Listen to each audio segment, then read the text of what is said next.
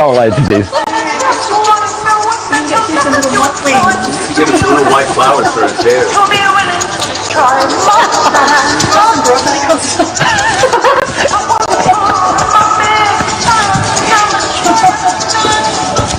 I'm feeling a Greek dance solo come on here. This is going to be a hit. A hit in the world of gardening and beyond. 1 minute. Way beyond. Alright, where would you like to stand for the intro? Do you want to be standing under your garden arch? It's pretty. Yeah? Or do you want to be up here? Do you want to be up here projecting to the with the garden in the background? Move into Yeah. So what if you be here?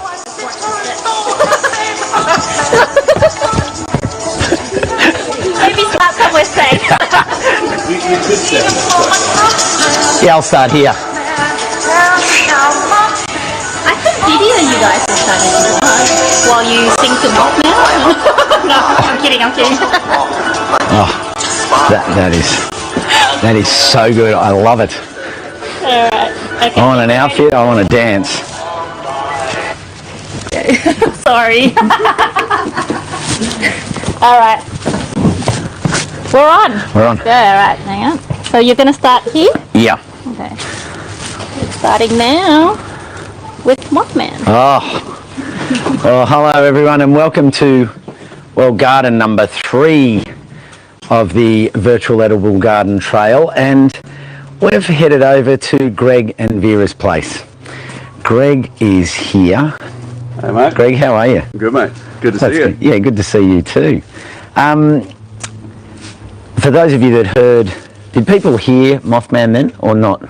No, on I'm here? on YouTube. Oh, okay. So for you YouTubers, you got a little taste of what could be the next big viral hit, well beyond the gardening world. Mothman, that's all I'm going to give to you at this stage, but just remember that and listen out for it. And there's some out there now. Yeah.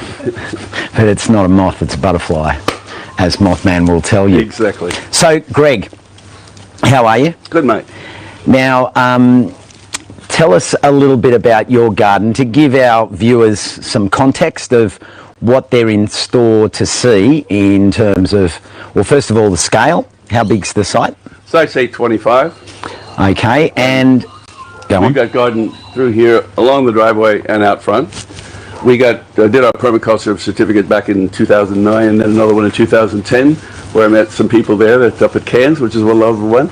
And we then apply the principles. So we've got solar panels, we have water catchment, which then flushes the toilets, does the laundry, and the leftover from the laundry goes back to the top and runs through the grey water and then waters the trees, right? So we get 2 hits out of all of our rain. Wow. And that then allows us to keep the garden watered all year round, because we have a lot of liters. There's tanks everywhere, right?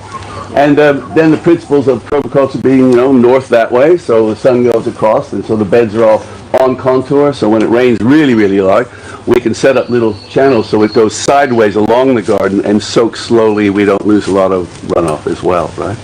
And it's only when the soil's full, the tanks are full, that we have an excess that could go down to the driveway to add back to the creeks. And when was the last time that you had any excess flow go down? Just recently, as a matter of fact. Because it's been wet in Sydney, hasn't it? Yeah. We're full. We're happily full. And we go a little bit crazy. We get then buckets, and we fill the overflow from the tanks before we run it to the driveway. You think we're living in a drought country almost, wouldn't you? Right? Yeah. So we catch everything we can, and then therefore we can go out. There's the salad. The quiche you have today is going to be like 7 things from that garden with the eggs from the chicken, and so we got the chooks, we got the food, and then we make our own compost in the back, and nothing from a petrochemical company comes onto the property because we don't need it. And we have stuff that's better than that, right? So that's it in a nutshell.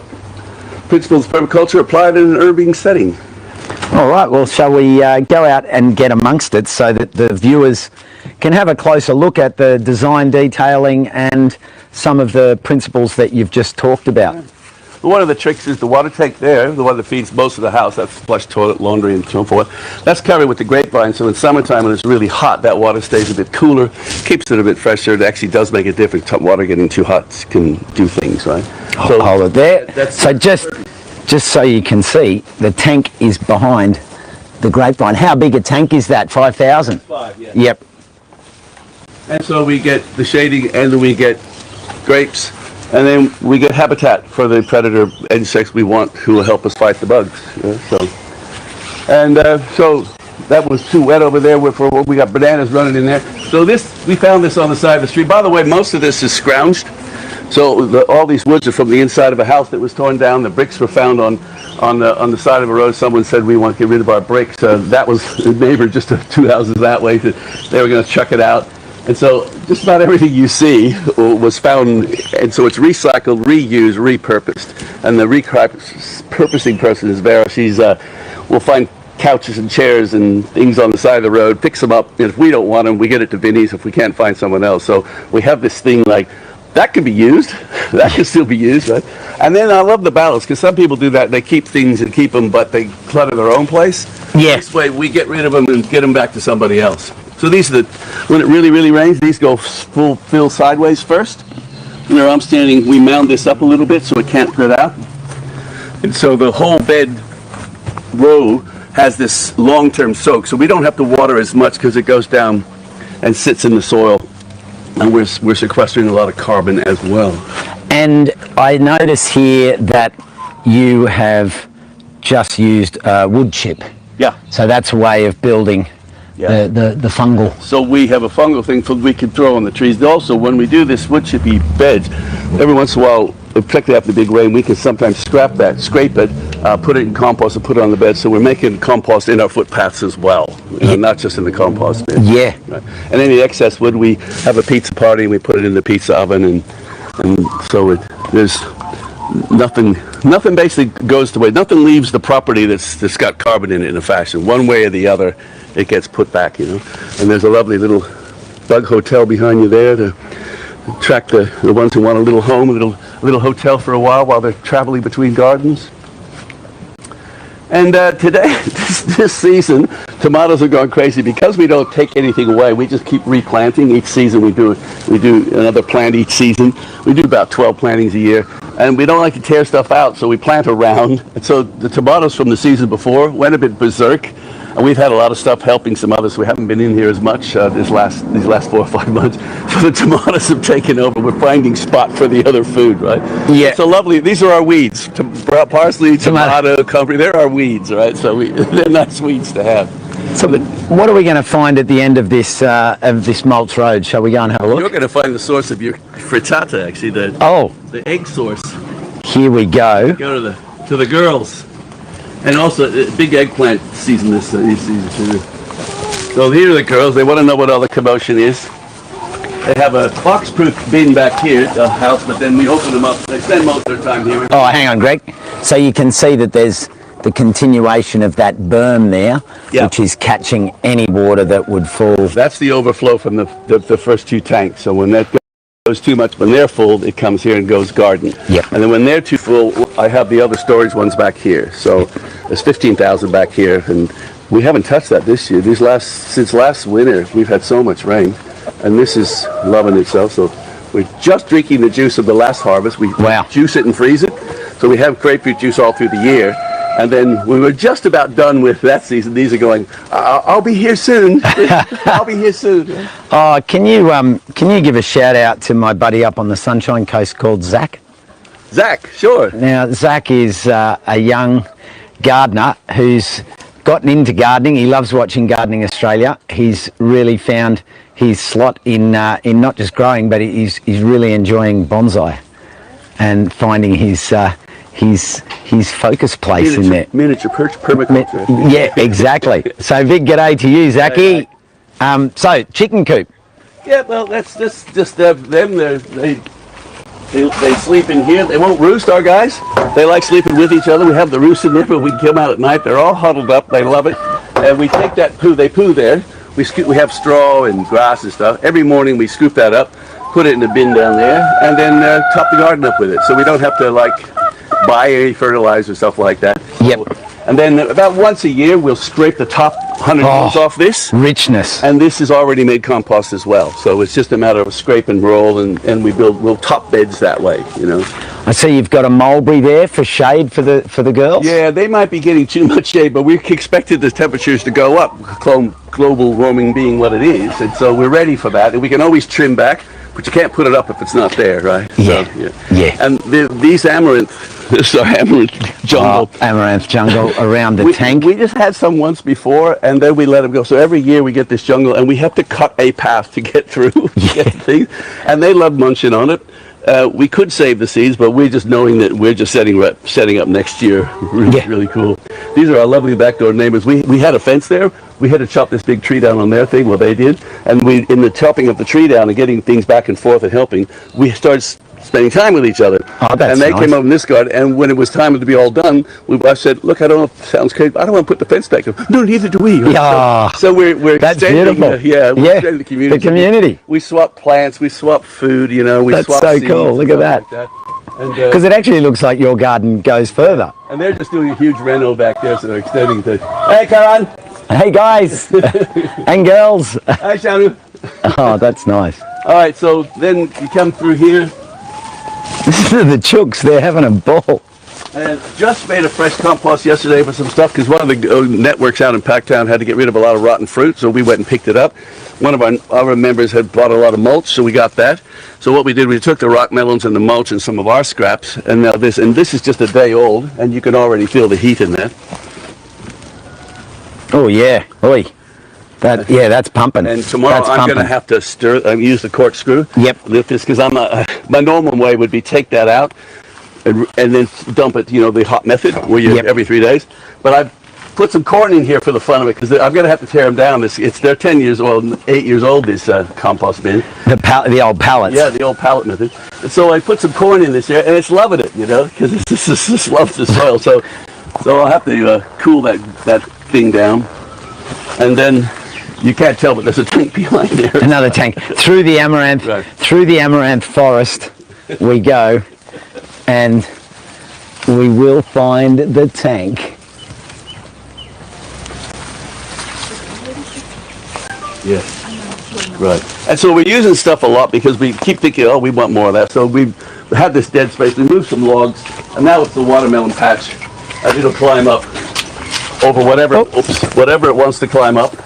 And this mulberry planted itself. I haven't had the heart to take it away yet. It's actually coming almost out of the underneath of the tank. But I go, don't kill something that wants to live, right? And That's right. Well, the worst case is it'll become mulch. So it's going to have a wonderful life. To quote Darren Doherty, it's going to have a wonderful life of one bad day. And I didn't mention when we were in the chicken coop, but the gray water that we get from the trap, from the laundry and the sinks, that hits up there and it goes through 3 bathtubs. And it gets sort of cleaned off a little bit. Where are the bathtubs? Let's have a look. This is following on really nicely from the work that Laurie showed us in garden number 1 this morning, and you can clearly see the similarities in terms of the control of water, the slowing of water, and its use. Over and over. Now these have been decimated because we haven't fenced them. For some reason the chooks went crazy and have just chewed the hell out of everything. They have. Look at that. It's been a massacre. But that's a good thing. Normally this would be bushy as at the end of the summer. Oops, sorry, mate. And this becomes compost for the next compost bin. This becomes the green because we could get the brown easy. There's mulch everywhere, right? Yeah. But the green. So between this and a banana tree that's already fruited and it's time to end its life, we have enough green between that and cleaning up our own stuff. Like the amaranth's going to become soil, this and so forth, and that's a frog pond there. So where does the water come in? Oh, so there's a hose right back here. Keep remembering the duck. Oh, I see. So this water comes from the sinks and the laundry. So bathroom sinks. We can't do the kitchen sink. That's against the rules. So we do the bathroom, every shower in the sink there, and the laundry all come back up. Once it reaches the pit under the house, gets 200 liters, an automatic submerged pump kicks in. So this is all, I don't have to do anything. Yep. I just live my life, and then this empties here. It goes cascade, and the black hose at the very end, at the bottom of the last tank, goes back into the trees behind you. Wow. And these strip out anything. Anything that might be in there, it's probably nothing in there, No. to be honest with you. What are we doing, you know? Other than some phosphorus from But you just take it out, and they love it because they don't need any fertilizer, anything feeding. It rocks in there. Someone's trying to give us a signal back there, I think, maybe. Are you here for it? Yeah. Oh, no, that's all right. 10 minutes. Yeah, we got. Great. So that's, this is also, in the hottest of days, this will be sometimes up to 10 degrees cooler than anywhere else outside because of all this shade and, you know, the transpiration of the water, which is an air conditioning system, right? Nature made that up a long time ago. It's still working. It finally dawned on me why they call it a rainforest in South America. Because it's a forest that creates rain because of the movement of it's a rainforest. It's not a forest. I love it, right? Anyway, these guys are having a ball. We raised them from day old. Oh, they might have been 3 days old. So they think they think we're pals. They don't, but they also think we're only ever giving them food. Hello, pal. What are you? Oh, yeah, you're gonna make me a liar, are you? I love that one that they do when they do the submissive thing and let you pet them. Yeah. Hello. They're just sweethearts. So we don't name them because we're not children anymore, I guess, for one reason. They're fun, but I just call them all Chook, right? So. All right, so... Right, what else? Is there anything else you want to show us in terms of... We've gone through and illustrated the water, illustrated the beds running on contour. Yep. And... Hang on, just been caught up there in the tree. Coming out. One thing to note is that we have comfrey in every bed. And for a few range of reasons, it's amazing, you know, it's very deep, what they call a minor plant. It goes roots down up over a meter and pulls up stuff from the clay that none of our surface things can do. And it's a perennial, so it's there all the time. And so when you let it do its thing, every once in a while you pull away the bottom leaves, trim it right back. It looks like it almost kill it. Put that in a soak of water for 2 or 3 days, and you got to top up fertilizer. The chickens can eat it, and it goes into compost. So. And the flowers attract bees. So it's a multi-purpose plant. It fertilizes what's around it. And we sometimes don't move things out of the bed. My ideal was every spring, the 3 months of every season, plant the first month here, second month there, third month there.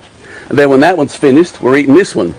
And when this one's finished, we're eating that one. Then we're planting the next one, right? Yep. But we find that we have so many things have turned into perennials. Our spinach and our chilies and the oregano, and they're turning into perennials. And so we can't bring them up. We don't want to tear them up. This chili here is supposed to be an annual. This chili's 3 years old. It's already given us 1 yield this year. And look at all the green ones coming back again. Whoa. So I'm not going to take this out. So we pack things around the Malabar. Malabar spinach. The Malabar there. We have the Warrigal down at the other end. So we have year-round spinach without the oxalic acid. You know, because they're better than a lot of those spinach for that thing. Yeah. So you're eating that today too, right? Oh wow. There's that bed's comfrey over there. So the bed. This is a daikon down under there.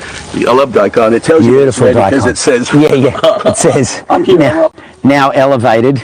I'm coming out. And whatever plants these are, for some reason, eggplant really cooked this year, so we're having buckets of eggplant. Oh, yeah. The beans are rocking. We have those lovely long snake beans and the red ones, and pashies are sort of stopped, or we've eaten them already. And around the corner we built at the end of the shed a seed kind of tool room seed shed, so we do all of our seed trays and our composting things in there. We're experimenting with carrots because we've had trouble getting carrots that weren't early. Let's have a look. So we're using a two level broccoli bed with a much lighter, just to your left here, a much lighter soil with more sand and fertilizer, so it's way looser. So we're going to see if with this method, because we've been doing it good, we're going to get straighter, bigger carrots. So that's a little experiment. If that works, then we go bigger, right? So we're constantly experimenting with beds in different places, and they wanted to make sure you said hi to them today. Oh, okay? They are a good 450 mil long, those beans. This keeps us. See, those are ready to harvest. These are coming on next. This is This is an indeterminate plant. It just keeps producing, as opposed to a determinate which produces once, and that's your yield. Like an eggplant's determinate, one fruit, boom, done, right? These will just keep on going. So I'll know I'm going to have beans. If I keep seeing flowers, I know I'm going to keep having beans. We must be getting close. Yeah. All right. You've got 5 minutes. So- There's a few questions. Oh, a few popping questions. up. Yeah, the questions haven't been popping up on my feed. Yeah, so how's the sweet potato going on the side? And also, where do you get comfrey? Oh, come get some. I mean, find someone who has comfrey. They'll be happy to give it to you. Yeah. Because once you got comfrey, you never get rid of comfrey, okay? It's like, anyone who has it's going to go. The sweet potato, we let some of that run. You must know, guys, when you see sweet potatoes growing up, you're not getting sweet potatoes from that part. It's got to be in the ground, right? But we just use it as cover and so forth, and we're going to use it as mulch for inside here. So when we want potatoes, we just make sure, like this one, they're down in under the ground. So we've got sweet potatoes under most trees. That's how we do it. Now, let's just roll into the shade here, and I've got 2 questions for you that I've been asking our... Oh, hang on. We get a lot of this. Oh, We got to plant some plants Tatsoi. coming out of the soil. A parsley and a tatsoi and a bok choys and sometimes lettuces. They're growing out of rocks. just out of gaps. And we have a rule. Our Permi rule is don't kill something that wants to live, and don't try to grow something that wants to die. Okay, so my question to you. In your garden, come out of the sun and that way, about there, yeah, that's perfect. That way I've got the garden in the background. So in your garden, from your garden, what would you say to beginner gardeners that they could take away from your garden here? They might not get it by looking at it, but what I have to tell them, start small. Please start small. And the other one, keep records. What seed did I put? Where did I put it? And then what happened with it? Don't guess every new season. I wonder what this is going to do. I wonder how many of these I'll get. I wonder what's the best way to grow. Just please keep records, start small, and do it on purpose. Like plant this for this many for this year. See how that goes. You know, so the Goof series we have Grow Your Own Food series. We have year-round food, and it's all about that. And most people make too big of a mistake. They get a bunch of beds, they get all excited, and you can make one bed really work and get it really productive. Now duplicate that, rather than have 4 beds and they don't get the attention they need, and you go, oh, I tried gardening once. We don't want you to do that. So start small. Even if you just have a balcony and a pot, produce excess out of that pot, right? Then you go, we need more room. See, our garden's been pulled by the garden. We're going, oh, we need more room. We'll convert that. So when we do that, if you walk down that, you'll see that, and then you'll see big pumpkins going in the front. So we didn't start with any of this. The first bed was that one. And then we did contours, but we didn't even plant the last 2. We did this one, got it productive, and then we really started peeling up that. And you want a compost, simple system, get your bed started, dig a hole for your kitchen scraps every day, bury them, about down 200 mil. Next day, dig another hole. Next day, don't do anything else but that. Within a month, the worms will find you. So there's a lot of small ways to start. Then your success pulls you to the next level, rather than go too big. So now I'll flip it the other way. To an experienced gardener watching today, or not even experienced, someone a little further down the track, what bit of advice from your garden can you give to them to take away that you see through your experience? Trust your records and your results rather than necessarily what's said out there. They do or they don't like this, or they will or they won't grow there. Do your own soil testing. Like, is this pH good? You know, they say that berries like a lower pH. Is that true for you? So I would say once you've got some stuff going, you're pretty successful. I've put some science in it. We're putting more science back in now because we've been flying. You know, the first time everyone has a garden, that first year, it's flush with success because all the nutrients are in the soil. Next year they get disappointed because, you know, well, dude, you ate the nutrients from that year before. They're not in the garden. Unless you pooed back in the garden, they ain't there anymore. Right? So I would say put science into it and have it be because it works, not because someone told you in a workshop somewhere. Even in one of my workshops. Don't trust me, test me. There you go. Well, Greg and Vera, who's out and about there, thank you for opening up your garden to the trail today. Happy. It's been an absolute pleasure to draw on so much of your experience on this site. And I know that everyone watching, but particularly a big call out to our replay viewers. If you have any questions please put the questions up, because Greg and myself and the team at the trail we'll field them will later. jump on and field them later, so that it's not just about the live. The live is Just to get your piqued interest. Yeah, exactly. And you need to know when you look at this and you see me in the front, because I'm Mr. Big Mouth, that garden's this way because of Vera and me, right? And she does a lot of the work that I go, I'll leave it. She goes, no, we'll do this. And she's Mrs. Get it finished, get it right, keep the record. So she's why we're successful. I'm a starter, she's a finisher, right? Yeah. So I really... That's great advice. If you've got a good because partner, know who's best at what. that's so good. It's so easy to start. Yeah. But it's about crossing the T's and dotting the I's. And thanks for that advice. I really appreciate it. You're welcome. Again, enjoy the afternoon, and thanks for being part of the trail. It's so good to see you, Mike. Yay! Have fun, guys. Changing the world one garden at a time. Alrighty. Oh, smashed it, brother, smashed it. Yeah. To wind you down at all. Oh.